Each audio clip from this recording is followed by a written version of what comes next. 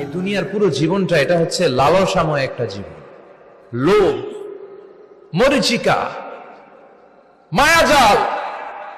এই মায়াজালে আমরা আটকে আছি, ফলে মৃত্যুর কথা আমরা ভুলে গিয়েছি। পাগলের মতো ছুটছি, আরো টাকা লাগবে, আরো খ্যাতি লাগবে, আরো যশ লাগবে, আরো দাপট লাগবে। আমার এত টাকা দিয়ে কি হবে? এত সম্পদ দিয়ে কি হবে? এত ব্যস্ততা দিয়ে কি হবে তোমার? স্টপ, থামুন, অনেক হয়েছে। আন্না, থামুন, take a rest, take a breath and think about death. Think that you have to go back to your Lord. একটু বসেন না, একটু ভাবেন যে আমাকে চলে যেতে হবে, চলে যেতে হবে। এই কোলাহল, এই ব্যস্ততা, এগুলো থাকবে, থাকবো না আমি। সাইয়েদনা ওমর ফারুক বলেছেন, মুতু ক্বাবলা আন তামুতু, মরার আগে একবার মরো। হাসিবু ক্বাবলা আন তুহাসাবু আলাইকুম, তোমার হিসাব নেওয়ার আগে তুমি একবার নিজের হিসাবটা করো না। কাগজ বের করে একটু লিখো না কি কি ভালো কাজ করছিলা, যেগুলো দিয়ে নাজাতের ওয়াসিলা হতে পারে। 1 2 3, আর কি কি আকাম কুকাম করছো দেখো না, লিখে দেখো তোমার অবস্থাটা কি। মরার আগে একবার মরো। মরার আগে খাটের মধ্যে শুয়ে শটান করে চোখ বন্ধ করে একবার মরার ভান করে দেখেন কেমন লাগে। চোখটা বন্ধ করেন আর ভাবেন আপনি নাই, কি কি হতে পারে ভাবেন। আপনার ছেলে মেয়েরা কান্না জুড়ে দিবে, আপনার প্রাণের স্ত্রী বিলাপ শুরু করে দিবে, বন্ধু বান্ধবের চিৎকার আর মাতম, স্থানীয় এলাকার মসজিদে ঘোষণা, অমুক এলাকার নিবাসী অমুক ভাই, অমুকের ছেলে অমুক দুনিয়ায় নাই।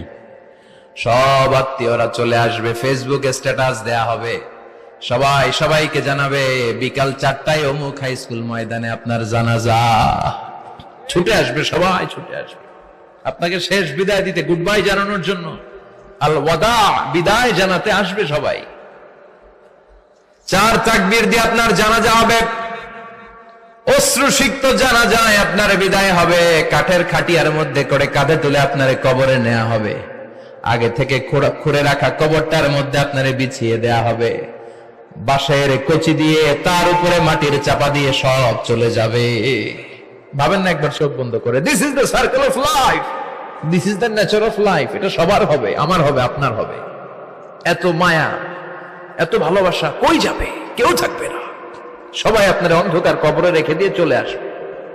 উপরে বাঁশের কঞ্চি, তার উপরে মাটির চাপা, অন্ধকার আর অন্ধকার। এই অন্ধকার যেন শেষ হতে চায় না, শুধুই অন্ধকার, ঠিক কিনা? এজন্য আমাদের চলে যেতে হবে। দাদা গেল, চাচা গেল, মামা গেল, আমাদেরকেও যেতে হবে, জোরে কোন ঠিক কিনা? একদিন মাটির ভেতরে হবে ঘরে মন আমার, কেন বন্ধ দালান ঘর, প্রাণ পাখি উড়ে যাবে পিঞ্জর ছেড়ে।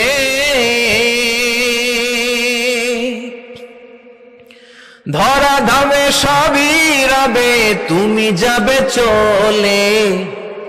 বন্ধু বান্ধব যত, মাতা পিতা যারা সুত, সবই হবে তোমার পরে। মন আমার কেন বন্ধ দালান ঘর, একদিন মাটির ভেতরে হবে ঘরে মন আমার, কেন বন্ধ দালান ঘর, ঠিক কিনা? সব করে থাকবে, চলে যেতে হবে আমাদেরকে। এজন্য আখিরাতের কথা যেন আমাদের স্মরণ হয়। বিষ্ণুই বলতেন, নাহাইতুকুমান জিয়ারাতিল কবুর, আমি তোমাদেরকে কবর জিয়ারত করতে আগে নিষেধ করতাম, কিন্তু এখন নিষেধাজ্ঞা প্রত্যাহার করে নিলাম। এখন সব সময় তোমরা কবরের সামনে যাবা আর জিয়ারত করবা। কবরস্থানে জানতো বড়ুয়া কৃষ্ণপুরের এই গ্রামের কবরস্থান আছে কোন দিকে? পূর্ব দিকে আছে, গোখরার জলের ওদিকে। যান আপনারা, একটু যাবেন, একটু গেলে আখিরাতের কথাটা স্মরণ হবে। ওখানে ছোট শিশুরা শুয়ে আছে, কিশোর যুবকরা আছে, আপনার মতো তাগড়া যুবক মুরব্বীরা আছে। এরা এই এলাকায় থাকতো, এরা আকাশ থেকে নেমে আসে না, এই এলাকার সন্তান, আজ নাই। একটা সার্টেন পিরিয়ড শেষে আপনিও থাকবেন না। This is the nature of life, this is the circle of life. ছোট্ট শিশু হয়ে এসেছিলেন, শৈশব, কৈশোর, যৌবন, প্রৌঢ়ত্ব। আগে ছিলেন সিঙ্গেল, বিয়ে করে হয়ে গেলেন ডবল। এরপরে আল্লাহ আপনাকে একটা মেয়ে দিল, এরপরে মেয়েকে বিয়ে দিয়ে শ্বশুর হলেন, এরপরে ওই মেয়ের ঘরে সন্তান হতে নানা হলেন। আর কতদিন? অনেক দিন হলো তো, অনেক লম্বা সময় পেয়েছেন আপনি। Think about death. এবার যাওয়ার কথা ভাবেন। আখিরাতের সামানের কথা ভাবেন, ফিরে যেতে হবে। কি শক্তিশালী যুবক, বার্ধক্য চলে আসলে লাঠি ছাড়া চলতে পারে না। কুচকুচে কালো দাড়ি সাদা হয়ে যায়, দাড়ির শুভ্রতা, বয়সের ভার, রং ধরা যৌবন জং ধরে শেষ, ঠিক কিনা? This is the circle of life. যুবক ভাইরা, এটাই জীবন, চলে যেতে হবে, কেউ থাকতে পারবে না, ঠিক কিনা? এটা রিমাইন্ডার আল্লাহ এই সূরার ভেতরে দিয়েছেন যে তোমাদেরকে ফিরে যেতে হবে, এই লোভ লালসা ছেড়ে দাও। রব্বুল আলামিন বলেন, আলহাকুমুত তাকাসুর হাত্তা যুরতুমুল মাকাবির। ও গোলাম, দুনিয়ার সম্পদ, লোভ লালসা তোদেরকে পাগল বানিয়ে দিয়েছে। এই লোভ পাগলামি কোনোদিন তোদের থামবে না যতদিন না তোরা কবরে ঢুকবি, ঠিক কিনা? কার কথা? আল্লাহ বললেন, দুনিয়ার সম্পদ আর লোভ আর মোহে তোমরা গাফেল হয়ে গিয়েছো। আখিরাতের কথা বেমালুম তোমরা ভুলে গিয়েছো, কিন্তু আখিরাতে তোমাদের যেতেই হবে, কবরের বাড়িতে তোমাদের ঢুকতেই হবে, ঠিক কিনা? যেতেই হবে, আমরা ভুলে যাই। আলহাকুমুত তাকাসুর, অতিরিক্ত পাওয়ার লোভ, বেশি বেশি খাওয়ার লোভ, বেশি বেশি জমানোর লোভ মানুষকে গাফেল বানিয়ে দিয়েছে। এটা মানুষের স্বভাব, আরো চাই আরো চাই, এই স্বভাবটা আছে না নাই? দেখবেন ছোট বাচ্চারা মসজিদের দোয়া অনুষ্ঠান শেষে জিলাপি দেয় না? বড় কৃষ্ণপুর কি দেয়? আগে বাতাসা দিত না, এখন কি দেয়? জিলাপি দেয়, মিষ্টি দেয়। তো মসজিদের 2-3 গেট থেকে যদি দেয়, ছোট বাচ্চারা দেখবেন এদিক দিয়ে কয়েকটা নিয়ে আবার ওই গেটে লাইন ধরে। ওর হাত হলো ছোট হাত, ওর হাত ভর্তি জিলাপি, আর নেওয়ার জায়গা না, এরপর আরেক জায়গায় লাইন ধরছে, আরো লাগবে আরো লাগবে, এই আরো আরো আরো চাই, এই স্বভাবটাই মানুষকে কুড়ে কুড়ে শেষ করে দিয়েছে। এত লাগবে কেন তোমার? চাহিদার কোনো শেষ নাই, unlimited demand of human being. যার আছে বেশি তার চাই বেশি, যার সাইকেল আছে তার হুন্ডা চাই, হুন্ডা আছে তো প্রাইভেট কার চাই, প্রাইভেট কার আছে তো প্লেন চাই, প্লেন আছে তো হেলিকপ্টার চাই, হেলিকপ্টার আছে তো ওইটা চাই, ওইটা আছে তো সেটা চাই, ঠিক কিনা? এলাকার মেম্বার যে হয়েছে চেয়ারম্যান হতে চায়, আছে না নাই? চেয়ারম্যান সাহেব এমপি হতে চায়, আছে না নাই? এমপি সাহেব মন্ত্রী হতে চায়, আছে না নাই? মন্ত্রী সাহেব প্রধানমন্ত্রী হতে চায়, আছে না নাই? কিন্তু এই দেশে সুযোগ নাই, কথা কন। এই দেশে প্রধানমন্ত্রী সিলেক্টেড, 2-3 জনের বাইরে কেউ প্রধানমন্ত্রী হতে পারবি না, ঠিক কিনা? আমার এই জীবনে তো আমি 2-3 জনই দেখলাম। বেগম খালেদা জিয়া, মাননীয় প্রধানমন্ত্রী শেখ হাসিনার ছোট্টবেলা দেখেছি এরশাদকে, আমরা তখন ছোট। তো মানুষের চাহিদার কোনো শেষ নাই, যার আছে বেশি তার চাই বেশি। এজন্য বিষ্ণু বলেছেন, উনজুরু ইলা মান হুয়া আসফালা মিন, তোমার চেয়ে যে খারাপ আছে ওর দিকে তাকাও। ওয়ালা তানজুর মান হুয়া আ'লা মিন, তোমার চেয়ে যে ভালো আছে ওর দিকে তাকাও না, তোমার চেয়ে যে খারাপ অবস্থানে আছে ওর দিকে তাকাও। অনেকে নিজের অবস্থান নিয়ে সুখী না, এরকম আছে না নাই? আল্লাহ আমার এটা দিল না রে, ওইটা দিল না রে, পাইলাম না রে, কিচ্ছু হয় না, কি করব জীবন, হতাশ। আসলে আছে কিন্তু অনেক, কিন্তু শুকরিয়া নাই, ডাকাত, ঠিক কিনা? নিজের অবস্থান নিয়ে সুখী না, কিন্তু অনেক লোক আছে তারা আপনার অবস্থানে পৌঁছতে চায়। তাদের দিকে তাকিয়ে দেখেন, আপনি যে অবস্থানে আছেন এই অবস্থানে পৌঁছাটা অনেকের কাছে স্বপ্ন। তারা প্রতিনিয়ত সংগ্রাম আর স্ট্রাগল করে যাচ্ছে আপনার অবস্থানে পৌঁছতে, আর আপনি এটা নিয়ে সন্তুষ্ট না। শেখ সাদির নাম শুনেছেন?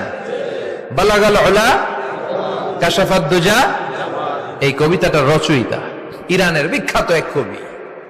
উনি একবার আর্থিক সমস্যার মধ্যে দিয়ে সময় কাটাচ্ছেন, টাকা নাই, পয়সা নাই, পায়ে দেওয়ার মতো জুতা নাই। উনি খুব দুঃখ পেলেন, হায় রে, আমি ইরানের এত বড় কবি, আমার পায়ে দেওয়ার মতো জুতা নাই। দুঃখ ভরা মন নিয়ে রাস্তায় হাঁটতে বেরোলেন। হাঁটতে হাঁটতে হঠাৎ দেখলেন একটা লোক শুয়ে শুয়ে কাঁদছে, ওই লোকটার 2টা পাই নাই, পাই নাই। উনি সেজদায় পড়ে গেলেন, আল্লাহর কাছে ক্ষমা চাইলেন, আল্লাহ অনেক দিয়েছ, শুকর আলহামদুলিল্লাহ। এজন্য যেই পরিস্থিতিতেই থাকি না কেন আমরা কি পড়বো? জোরে বলেন, কি পড়বো? এজন্য কানাতু মিনাল ইসলাম, অল্পে তুষ্ট থাকার নাম হলো ইসলাম। সম্পদ লাগবে কিন্তু সম্পদের পাহাড় লাগবে না, ঠিক কিনা? অল্প খান, অল্প পড়েন, অল্প জামান, অল্পের ভেতরে বরকত ঢুকাইয়া দিছে কে? দেখবেন যাদের সম্পদ অল্প তারা সুখী বেশি। জরিপে এটা দেখা গিয়েছে, অনেক সার্ভেতে এটা এসেছে, যারা সম্পদশালী এরা দুঃখী বেশি। এদের দুঃখ বেশি, টেনশন বেশি, খুব স্বাভাবিক। টাকা যার বেশি, রোগ তার বেশি। টাকা যার বেশি, টেনশন তার বেশি। টাকা যার বেশি, ঘরে শান্তি তার কম। আছে না নাই? ঘরের ভেতরে অশান্তি, ছেলে কথা শোনে না, ছেলে টানে গাঞ্জা, মেয়ে করে পরকিয়া। আছে না নাই? স্ত্রী কথা শুনে না, ভালোবাসা নাই, ঘরটা জাহান্নামের টুকরা। রোগ বালাই, এক একটা হসপিটাল বিল পরিশোধ করতে মাসে 5 লাখ 10 লাখ। আছে না নাই? কিছু খেতে পারে না, ডাক্তার একেবারে ডায়েট মেনু বেঁধে দিয়েছে। Diet, very diet menu. এটা এটা এটা এটা কিছুই খাবেন না, শুধু গরু খাবেন না, খাসি খাবেন না, চিংড়ি খাবেন না, খালি ঘাস খাবেন। ইচ্ছে মতো ঘাস খাবেন, মানে ঘাস জাতীয় যত আইটেম আছে সব খাবেন। শাক খাবেন, সবজি খাবেন, সালাদ খাবেন। গরু, চিংড়ি, মুরগি, গোশত, ইলিশ কিছু খেতে পারে না। তাহলে রোগ বেশি, খাওয়ার মজা নাই, ঘরে সাংসারিক শান্তি নাই, খালি ব্যারাম আর ব্যারাম। ঠিক কিনা? কিন্তু সম্পদের পাহাড় ঘটেছে। আর অল্প যারা খায়, অল্প পড়ে, রিক্সাওয়ালা, কুলিওয়ালা, অল্প বেতনের চাকরি, কিন্তু হক হালালি মেনে চলে, দেখবেন শান্তি আছে অনেক। হ্যাঁ, বাসা ভাড়া দেয়, ফ্যামিলি চালায়, বাচ্চাদের স্কুল বিল, এরপরও মাস শেষে 1-2 হাজার টাকা হাতে থেকে যায়। আর ওর প্রতি মাসে 10 কোটি টাকা ইনকাম, তারপরও ব্যাংকের ঋণ আছে না নাই? সুখ কারে বলে? কিভাবে আপনি সুখকে ডিফাইন করবেন? সুখ তো টাকায় কিনা যায় না। শান্তি টাকা দিয়ে হয় না, শান্তি দেওয়ার মালিক কে? শান্তি আছে অল্প খেয়ে শুকর করার মধ্যে, শান্তি আছে আলহামদুলিল্লাহর মধ্যে। চিল্লায় বলেন ঠিক কিনা? এজন্য অল্প খাবো, অল্প পড়বো, অল্প জামাবো। অল্পের ভেতরে বরকত দিয়েছে কে? দেখেন, ধনী ভাইরা খেতে পারে না, কিন্তু রিক্সাওয়ালার কি সমস্যা হয়? রিক্সাওয়ালারা সব খেতে পারে। কুলিওয়ালা, দিন মজুর, এরা একেবারে স্লিম, সুঠাম দেহি, মেদহীন পেট, পেটে কোনো মেদ নাই, ভুড়ি নাই। আর কোটিপতিদের মেদ আছে না নাই? এত বড় বড় পেট। ঠিক কিনা? আমাদেরও পেট আছে, তবে হালাল পেট। এটা হারাম টাকা দিয়ে এই ভুড়ি বানাই নাই আমরা। ছেলে বলেন ঠিক কিনা? রিক্সাওয়ালা, কুলিওয়ালা নিজেও নামাজ পড়ে, বউও নামাজ পড়ে, বাচ্চাটাও নামাজ পড়ে, রিক্সা চালায় আর জিকির করে লা ইলাহা